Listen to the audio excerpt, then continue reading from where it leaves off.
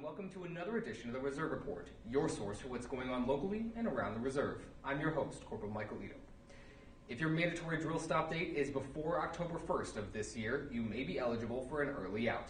MAR Admin 242.13 authorizes SMCR Marines to change their MDSD prior to the 90-day rule previously in effect.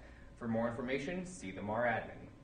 Another change new on the books is the Regional Cultural Language Program is now being put into full effect. Any Marine promoted to Sergeant or graduated from TBS will be assigned an RCLP region. That Marine is responsible for completing all PME associated with that region. For more information, see MAR Admin 196.13. Marines are trying to better themselves at the Marine Corps Support Facility in New Orleans by participating in the command-sponsored pull-up campaign. Corporal Marcin Platek has the story. Back then we had a lot of competition between each other. In that case, they'd hang a pull-up bar out there and it would become a challenge between individuals and teams to see who could do it. You couldn't pass the pull-up bar without somebody challenging you.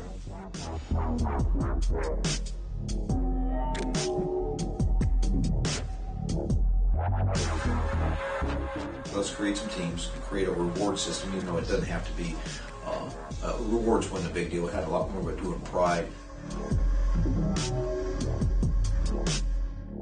My staff and CEO was like, hey, why don't we just sign up for it? You know, it's not going to hurt you to put your numbers in. So that's pretty much how we started doing it. And what it means to me, I mean, I like to be number one. So I saw that number one spot, Sergeant Dixon, hey, I'm coming for you. I'm taking it.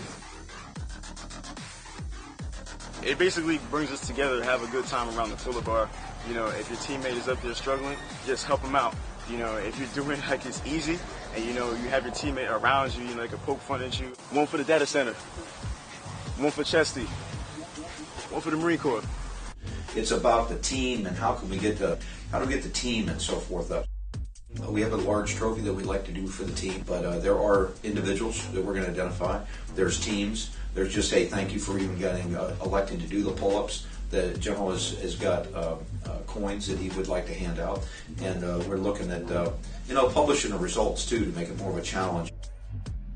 The pull-up campaign page, it lists the total amount of pull-ups that everybody here at Marforez does, how many teams there are, what section has teams in the pull-up program.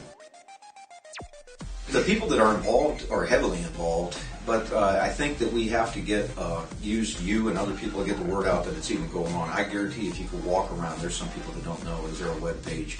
There are people that don't know all the intricacies of it. So we have to do the PFT anyway, so why not get the best score you can and have some camaraderie amongst the team.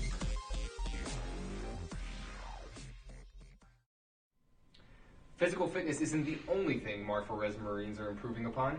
The command recently received one of the highest grades ever awarded in the DoD on the Command Cyber Readiness Inspection, an intensive security inspection performed by the Defense Information Systems Agency.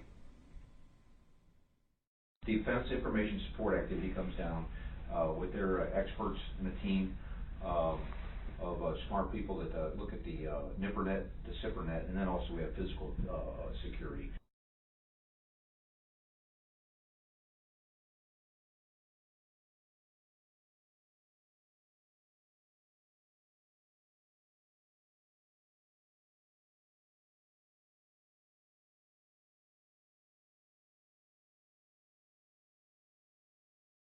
Which I understand, according to our comm people in the Marine Corps, is one of the highest grades I've ever seen, if not the highest ones that this team has graded.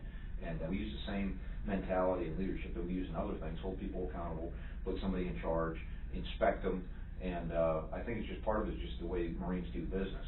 If you trust somebody and know that they are an effective, strong member of the team, then that speeds up communications and our ability to respond to places. And so it's all about speed and attacking back if we are attacked or preventing attack. And if we have good, secure systems, then we're not being penetrated. We're capable of augmenting quicker, or we don't lose the capability to even participate in the front end.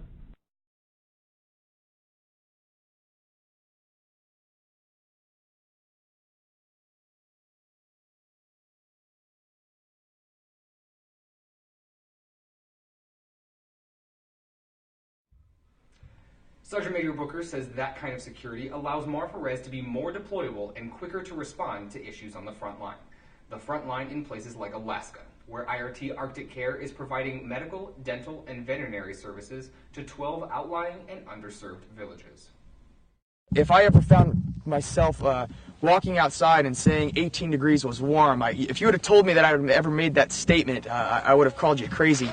But when you're dealing with negative 10-degree temperatures out here, 18 degrees actually is very warm.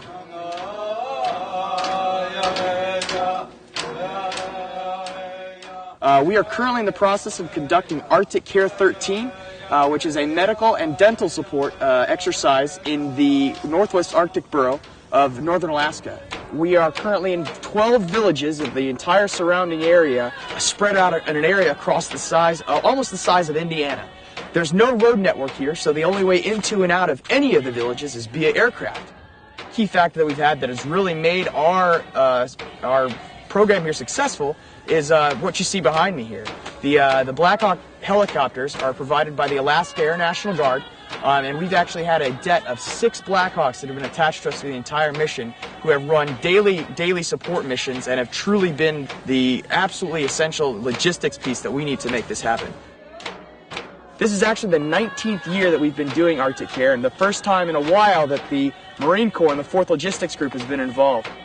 So our primary focus is just very, very quick in and out visits where we can see as many patients and provide as many services that are one-time services in order to help the population. For example, on the dental side, there are villages here that get one dentist for 3 days every 3 to 5 months. So for us to be able to send a dentist and a dental team up here to actually stay in the village on location, it's actually what they're going to get in 2 weeks. Timeline-wise, it would take 3 years to get that type of service. The Army has been very, very crucial in our support here, as they have been providing a veterinary service, which for those of you who are familiar with the Northwest Arctic and the Iditarod and the types of entities that happen with that, it's just an extreme benefit to have with a capability that we just don't have in the Marine Logistics Group with either our medical or dental capabilities. So the amount of services that we are providing these people is absolutely extraordinary. Our Navy medical personnel and the veterinary personnel and the dental personnel all want to come up here and save the world, and they're capable of doing that. Again, the back end of that and the whole focus of why we are up here is the fact that it is training. So being able to be prepared to train and conduct our mission in the Arctic environment is absolutely invaluable. Arctic Care is a combined effort between all of the reserve forces, with the Marine Corps Reserve taking an operational lead, as well as supplying personnel from the 4th Marine Logistics Group. That about does it for this edition of the Reserve Report. As always, for more news, photos, and videos, check out our website at www.marfares.marines.mil. I'm Corporal Michael Lito. Thanks for watching.